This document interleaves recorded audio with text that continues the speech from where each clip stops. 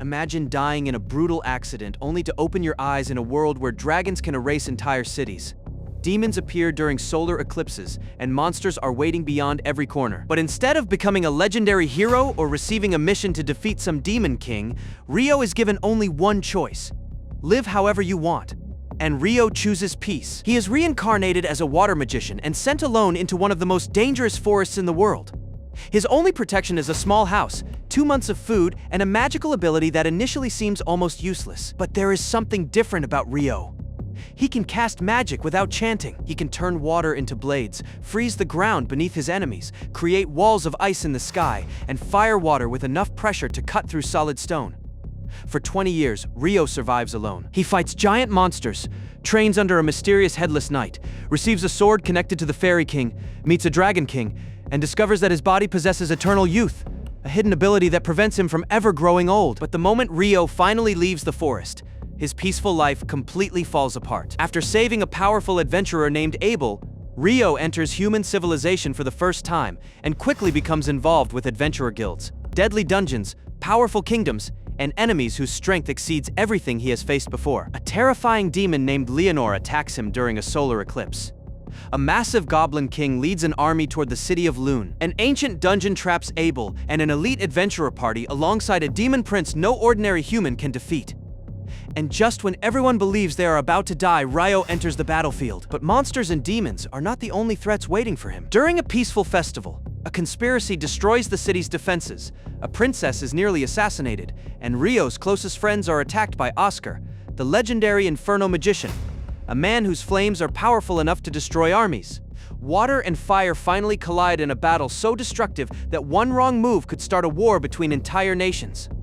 Rio entered this world hoping to live quietly. Instead, he becomes friends with dragons, gains the attention of demons, saves entire adventurer parties, challenges the strongest fire magician alive, and slowly reveals a level of power that should not exist in this world. So how did a boy who only wanted a peaceful second life become one of the most dangerous magicians in history? And what will happen when the world finally discovers what Rio is truly capable of? This is the complete story of the water magician. Rio only wanted a peaceful second life. Instead, he was dropped into a monster-filled wilderness, spent 20 years becoming one of the strongest magicians alive, and then walked straight into events that could change the entire world. The story begins with 19-year-old Reo Mihara dying in a truck accident. After his death, he meets a mysterious being named Mikhail, who explains that Rio will be reincarnated in a fantasy world called Phi. He is not being sent there to defeat a demon king or complete some grand mission. He can live however he wants. Rio immediately chooses a quiet and peaceful life. Mikhail gives him an affinity for water magic, a protected house in the remote Rondo forest, and enough supplies to survive for 2 months. Rio soon discovers that he can understand the local language and cast magic without chanting. At first, he can only create simple water, but he quickly realizes that magic depends heavily on imagination. The clearer the image in his mind, the stronger and more precise the spell becomes. Knowing that his supplies will not last forever, Rio begins training seriously. He develops water balls, high-pressure water jets, ice, shields, and sharp ice weapons. Once he leaves the safety of his barrier, he is immediately attacked by monsters. A wild boar nearly kills him, but Rio freezes the ground and forces it into a wall of ice spikes.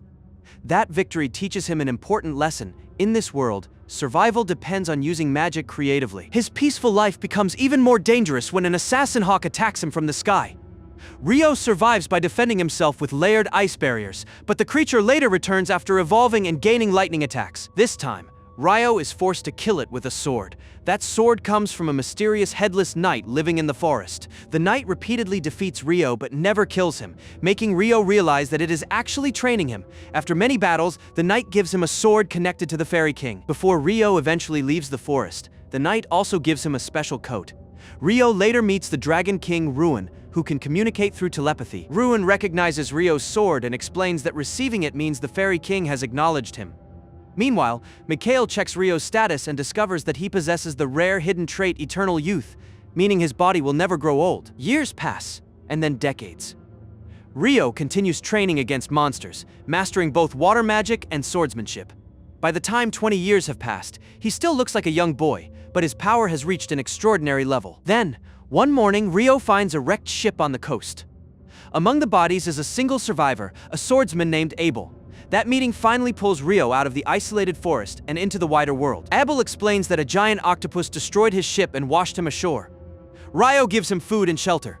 But Abel is even more shocked to learn that Rio has been living alone in the forest for 20 years. Abel is an experienced B-rank adventurer and an exceptional swordsman, yet even he cannot understand the full extent of Rio's abilities. Rio casts powerful magic without a staff or incantation, creates clean drinking water whenever he wants, and reacts to monsters before Abel can even sense them. Abel asks Rio to guide him back to the city of Lune. Rio has spent enough time alone, so he decides to leave Rondo Forest and travel with him. Before departing, Rio says goodbye to the Headless Knight and thanks it for keeping him alive through years of training. The journey proves how dangerous the outside world can be. Rio and Abel face lizard monsters, rock golems, wyverns, and other creatures blocking the mountain road. Abel handles enemies at close range with combat techniques, while Rio supports him with ice, water jets, and large defensive barriers. When a group of rock golems attacks, their bodies regenerate faster than ordinary weapons can destroy them. Rio responds by dropping a massive layered ice attack on them, giving Abel the opening he needs to remove their magic stones. Later, the pair witness a Bahamut-like monster overpowering a flock of wyverns, reminding them that some creatures are far beyond their current level. A griffin then blocks their path. Instead of risking a pointless fight, they distract it with meat and escape. The encounter shows that Rio may be powerful, but he is not reckless. He understands that surviving is more important than proving his strength. Near the mountains, Rio freezes the wings of several wyverns, preventing them from taking flight. Abel finishes them with his sword, and the two finally cross into human territory. Along the way, Rio learns basic facts about society, money, adventurer ranks, and the different kingdoms of Phi. Abel also realizes that Rio knows almost nothing about ordinary life. He has overwhelming combat power, but socially, he is like someone entering the world for the first time. After reaching civilization, Abel suggests that Rio register as an adventurer. Only registered adventurers can legally sell monster magic stones, and Rio has collected more valuable stones than most people see in a lifetime. The two continue to Lune, where Abel receives an enormous welcome. Everyone believed he had died at sea. Abel introduces Rio as the person who saved his life, but while the guild celebrates Abel's return, Rio quietly waits outside. There, he meets a beautiful elf named Sarah. She immediately notices the Fairy King's coat and realizes that Rio is far from ordinary. Their brief meeting leaves both of them curious about the other. Inside the guild, Abel introduces Rio to Guildmaster Hugh McGrath and recommends that he be registered above the normal beginner rank. Hugh is skeptical until he sees the wyvern magic stones Rio and Abel collected while crossing the mountains, defeating that many wyverns would normally require a full military force. After completing his registration, Rio officially becomes an adventurer and moves into room 10 of the guild dormitory. His new roommates are Nils, Ito, and Aman. They are still inexperienced, but they quickly accept him as one of their own. Rio also learns more about Abel's party. Crimson Sword. Abel is its leader, Rihya is the priest, Rin is the wind magician, and Warren serves as the shield bearer. After hearing Abel's stories, they struggle to believe that water magic could be powerful enough to defeat wyverns so easily. The only magician they know with power on that scale is the feared Infernal Magician, a fire user said to be capable of destroying armies. Rin worries that Rio could become dangerous if a hostile nation recruited him, but Abel trusts Rio's character. He knows that beneath Rio's absurd strength is someone who genuinely wants a quiet life. To learn how adventurers operate, Rio joins a beginner course. The final lesson takes the students into the first layer of Lune's dungeon. Rio is paired with Aman, who is nervous but determined to improve. Inside, Rio senses a soldier ant before it attacks. The creature should not normally appear on the first layer, which immediately concerns him. Rio freezes it in place, and Aman cuts through its weak point. Their first dungeon battle ends successfully, but Rio cannot ignore the fact that a deeper layer monster has moved so close to the entrance. The others celebrate their victory, while Rio begins wondering whether something is changing inside the dungeon. The following day, he visits the library to study alchemy. His search is interrupted by a solar eclipse. The world around him suddenly becomes dark and distorted, and every other person vanishes. A woman named Leonore appears and attacks him without warning. Leonore is a demon with terrifying speed, powerful fire magic, rapid healing, and exceptional swordsmanship. Rio's Fairy King coat protects him from an attack that should have pierced his body, but even with that protection, he is forced into the hardest fight of his life. Rio counters her fire with ice and water. creates barriers from multiple directions, and uses the environment to pressure her. Leonor is surprised that a human can cast so quickly without chanting. Rio is equally shocked by her physical speed and regeneration. Before either of them can settle the battle, the eclipse ends. Leonor withdraws, but not before introducing herself and warning Rio that other demons may appear. She also makes one thing clear. If anyone is going to kill him, she wants to be the one to do it. Rio survives, but the encounter changes his priorities. He begins experimenting with ways to increase his speed by combining ice beneath his feet with water jets for propulsion. At the same time, reports arrive that goblins and goblin archers have been found on dungeon levels where they should not exist. The strange movement of monsters is no longer an isolated incident. Something much larger is beginning beneath Lune. When Guildmaster Hugh receives proof that large numbers of goblins are gathering in the dungeon, he calls in Lune's two strongest B-rank parties, Crimson Sword and the White Brigade. Their investigation confirms the worst possibility. The dungeon is approaching a great tidal bore, a sudden explosive increase in monsters that can overwhelm the city if they break through the gates. The guild mobilizes every available adventurer. High-ranking fighters take positions near the front, while lower-ranking adventurers transport supplies, arrows, and healing materials. Rio, however, is away in the Northern Library, searching for advanced information about alchemy and demons. There, he meets Sarah again, completely unaware that a war is about to begin outside. The dungeon gates finally break, releasing a massive army of goblins and goblin archers. The defenders hold the walls through the day, but the monsters keep coming. Arrows fill the air, supplies begin running low, and exhausted adventurers are forced to rotate constantly. Crimson Sword and the White Brigade eventually move down from the walls to eliminate the remaining forces. They know the ordinary goblins are only the beginning. Soon, 3 goblin generals appear. Abel, Phelps, and their parties divide the enemies and engage them directly. Before the generals can be defeated normally, an even stronger wind attack tears out of the dungeon and kills all 3. The source of that attack is the Goblin King. The Goblin King is larger, faster, and far more durable than the other monsters. Abel drives his sword into its body, but the wound does not stop it. Phelps and the others keep it occupied while Rin prepares a high-level wind spell that requires a long casting time. When Rin finally releases the spell, it tears through the Goblin King's body and kills it. With their leader gone, the remaining goblins are wiped out, and the Great Tidal Bore ends before the city can be breached. Rio returns to the guild and finds everyone celebrating. He is almost embarrassed to learn that a full-scale battle happened while he was peacefully reading in the library. The victory does not solve every problem. The dungeon is sealed for a month, leaving many adventurers without work. Rio uses the opportunity to continue his alchemy research and hires Nils, Ito, and Amon to collect valuable materials for him. During this period, corrupt knights begin causing trouble in the city. When several of them harass civilians, Rio secretly uses ice to stop one of them from moving. Phelps arrives soon afterward and forces the knights to retreat. The incident hints that Lune's problems are not limited to monsters. A royal academic investigation team then arrives and demands access to the sealed dungeon. Hugh strongly objects, explaining that even an A-rank party once entered and never returned. Its leader was an S-rank adventurer, yet not a single member came back. The investigators refuse to listen. They possess royal authorization, so Hugh agrees to reopen the dungeon only after making them accept full responsibility. Crimson Sword is hired as their escort. The team enters with mana detectors and spends several days descending without encountering a single monster.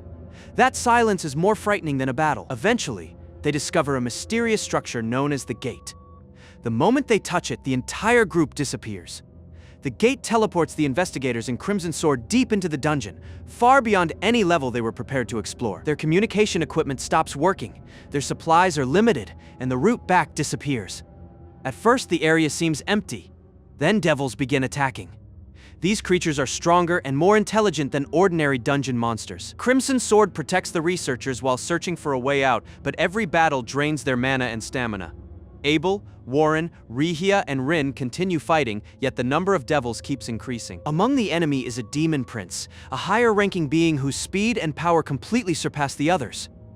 Abel attacks with one of his strongest sword techniques, but the demon prince avoids it effortlessly. The researchers and adventurers realize that they are facing an enemy humans were never expected to defeat. Back on the surface, Hugh learns that the entire team has vanished. While the guild prepares for the worst, Rio continues investigating the dungeon's connection to the Eclipse and the Great Tidal Bore. Once he understands that Abel may be trapped inside, he enters the dungeon to find him. Just as the demon prince is about to kill Abel, A massive block of stone crashes down from above, with Rio standing on it. Rio calmly asks Abel for permission to kill the creature. The demon prince attacks, but Rio's magic is on a completely different scale from anything the others have seen. He creates layered ice defenses, controls the battlefield with water, and combines swordsmanship with instant casting. The devils that nearly destroyed 2 elite parties are overwhelmed within moments. Even the demon prince cannot keep up. Rio's attacks restrict its movement until he lands the finishing blow and saves the entire expedition. The survivors return to the surface, where Hugh finally understands that Abel's stories were not exaggerations. Rio is not merely a talented water magician. His power is abnormal even by the standards of the strongest adventurers. Rio, however, treats the rescue as if it were nothing special. Soon afterward, he follows the smell of curry into a restaurant and finds Sarah there. After eating, the two agree to spar. Sarah is an elite swordswoman and wind magician, and unlike most opponents, she can follow Rio's speed. Their friendly match becomes intense, with both using magic and sword techniques. Sarah ultimately wins, proving that Rio still has room to improve in close combat. During their conversation, Rio learns that Sarah was trained by the Fairy King, the same mysterious figure connected to his sword and coat. This explains why she recognized both items the moment they first met. Rio's unauthorized dungeon rescue earns him a punishment from Hugh. He must take an escort assignment outside Lune. Before that journey begins, Nils asks for help with a dangerous request from his hometown, a Bali village. 2 previous adventurer parties accepted the mission and failed. Even so, Rio, Nils, Ito, and Amon decide to go together as Room 10. A Bali village has reported 2 threats appearing at the same time: goblins in the forest and skeletons near a sacred area. The combination is unusual, and the villagers distrust adventurers because the earlier parties created more problems than they solved. Nils wants to prove that he has grown stronger and protect the place where he was raised. With Rio, Ito, and Amon beside him, the group tracks the goblins to their den. They eliminate the smaller monsters and defeat a goblin general. But the skeleton problem is connected to something far stranger. The village is protected by a Fenrir guardian beast named Kushan. The villagers treat Kushan with great respect, but the beast speaks directly to Rio, surprising everyone. Kushan explains that dozens of skeletons have appeared near a shrine and that an especially powerful arch-skeleton has been sealed inside. Room 10 destroys the ordinary skeletons first. When the arch-skeleton is released, Rio freezes the ground beneath it, preventing it from using its full speed. Nils attacks with his sword and finally cuts through its neck, proving that he is no longer the inexperienced adventurer who left the village. The group discovers that the shrine's power has been disturbed, explaining the unusual monster activity. Once the area is sealed again, the mission is complete, and the villagers finally recognize Nils and his friends as reliable adventurers. After returning, Room 10 receives an escort assignment to Whitnash, where a major port festival is held once every 5 years. The journey is peaceful, and for once, the group is allowed to enjoy themselves. Rio and his friends explore the festival, try the food, watch competitions, and enter a chaotic boat race. These lighter moments do not last long because several important political figures are also in Whitnash. Abel attends an event at the Lord's residence as the Guildmaster's representative. Among the guests are Princess Fiona of the Debuhi Empire and Oscar, the deputy commander of the Imperial Magic Division. Oscar is the legendary Inferno magician, the same fire mage whose power has been compared to Rio's. He is famous for destroying enormous enemy forces and killing high-level monsters with overwhelming fire magic. Rio briefly crosses paths with Oscar in the crowded festival, but neither knows who the other truly is. Their meeting is calm, even though the two are destined to become enemies before the night is over. While the celebrations continue, suspicious men begin sabotaging the mansion's protective barrier. Their plan is not a simple robbery. They are targeting the Imperial guests, and they know exactly how to disable the defenses surrounding the estate. As the barrier weakens, the story reveals Oscar's past. Oscar grew up in a peaceful village and possessed fire magic from childhood. His life was destroyed when bandits attacked, murdered his family, and left the settlement to be overrun by wolves. Oscar survived, but the experience filled him with rage and a desperate need for strength. He was later taken in and trained until his fire magic became powerful enough to earn him the title Inferno Magician. His loyalty to Princess Fiona is absolute because she and the Empire gave his life purpose after everything he lost. That devotion is about to be tested when the attack on the mansion begins. Once the mansion's barrier collapses, armed attackers storm the grounds. The guests are separated, the guards are overwhelmed, and the peaceful festival turns into a battlefield. Fiona uses healing and defensive magic to protect the people around her. When a deadly spell is aimed at her brother, she pushes him aside and takes the attack herself. She survives, but she is left badly injured. At the same time, Nils, Ito, Amon, and the others encounter the attackers and help protect Fiona. By the time Oscar reaches them, he sees the princess wounded and his emotions take control. Without hearing an explanation, he assumes Room 10 is responsible. Oscar attacks immediately. His fire magic overwhelms the young adventurers. E2O tries to protect the group, but Oscar's spells become stronger with every strike. Just as another attack is about to hit them, an ice barrier appears and stops the flames. Rio has arrived. He sees his friends injured and quietly asks Oscar what he has done to them. Oscar orders him to step aside, but Rio refuses. The strongest water magician and the infernal magician finally face each other. Oscar fills the area with destructive fire, while Rio counters with ice walls, water barriers, and instant attacks from multiple directions. Their opposing elements turn the battlefield into a storm of steam, shattered ice, and flames. Oscar is shocked that Rio can neutralize spells powerful enough to destroy military units. Rio is equally impressed by Oscar's experience and raw firepower. The fight quickly moves beyond a normal adventurer battle. Both men are furious, and neither intends to back down. Rio closes the distance with his sword, while Oscar continues casting at point-blank range. Abel arrives and explains that Room 10 protected Fiona rather than attacking her. Oscar finally understands his mistake, but Rio is still angry that his friends were nearly killed. He prepares one more massive attack. Abel stands directly between them. Rio stops the spell before it reaches him and demands to know why he refused to move. Abel answers that if the fight continues, it could become a political disaster or even start a war. He asks Rio to end it there. For Abel's sake, Rio lowers his magic. Oscar also puts away his weapon. Once the truth is confirmed, Oscar apologizes for attacking Room 10. Fiona and the others receive treatment. The surviving attackers are dealt with, and the escort mission officially ends. Rio returns to Lune with his friends. His relationship with Sarah also grows closer. She helps him access restricted library material connected to alchemy and ancient magic, and the two finally agree to call each other friends. Rio then decides that the guild dormitory is no longer suitable for his experiments. With the money earned from valuable magic stones, he purchases a large farmhouse outside the city, giving him enough space to continue developing new spells and alchemical research.